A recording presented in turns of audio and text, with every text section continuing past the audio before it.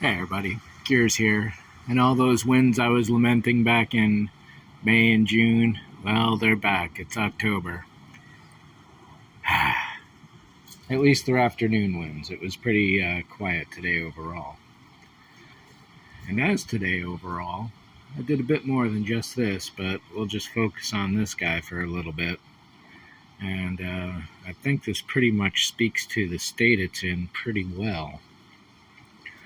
Over here, you can probably already see it right in that little bit of circle there. I want to add a little more in there and just round that out just a little bit.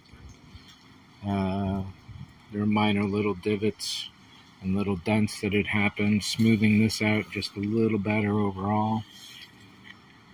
Come back here and smooth out this line, and I'm probably going to have to cut away a lot of this form here to get better access when I go for casting and clean up gunk like that. Overall here, maybe there's a little sanding in there I can do, but left, right, that's pretty good overall.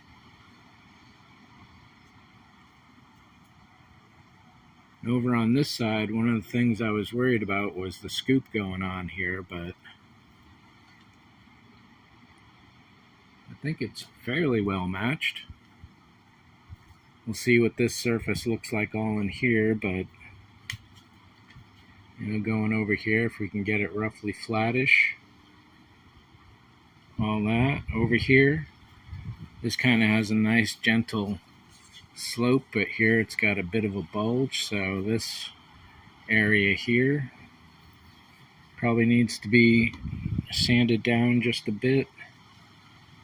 Then after this bottom line here, the next one I was worried about is this line coming around the turret and that shape overall on the hump, but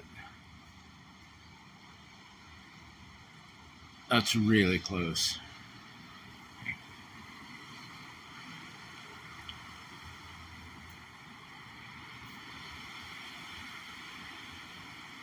So if this side is pretty much finished and this side is as good as I think is where it is, wow, this is really close to finished. Down here, I'm filling in this line by building that up slowly. I think I may have to come back and cut a little bit of it, but yeah, it's tough to tell exactly. I'm sure something's wrong here, but I can't quite place it. Over on the stack here, walking around to the sides, symmetry is pretty good. There's a big dent over there, that's now filled. I put this primer on, and the thing has been essentially bone dry for however long, and this bubble comes up. So razor blade, cut it out all the way down to the spackle. Let that dry out a little. This is actually 3 layers of glazing putty, and I'm going to have to do another one to get that back again. But yeah, it's just weird the way this every now and then bubbles up. It's nowhere else on the body lately, but definitely there. And it's under layers and layers of material. Bit more to do up here. Smooth out in between these 2 points there. Make little slopes. It's going to be a bit of work.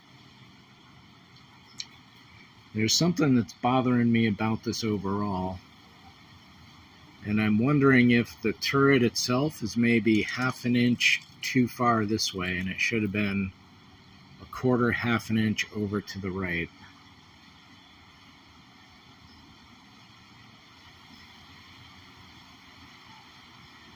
The 4 corner points must be square to each other because those are cast off the window. They could be slightly different because of all the material buildup, but essentially they should be pretty much the same and in the same places. So that's correct. But this amount of space, that amount of space, I think there's a little more on this side than that side. Might even be as little as a quarter inch. But I think mostly it shows up on where that spine comes in, and this side of the turret looks a little bigger than this side over here. which would put it off center. And then maybe the pedestal here is a little torqued and it could be a little more straight, but it's a little crooked. That's tough to tell.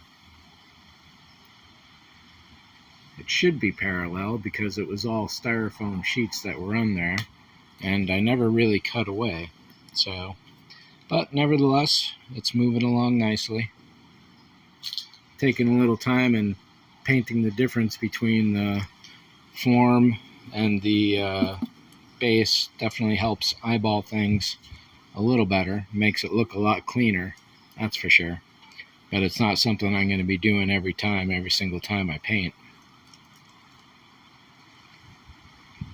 So yeah, even here, looking around, it's easier with stereo vision than it is with this camera, but yeah, things are going nicely.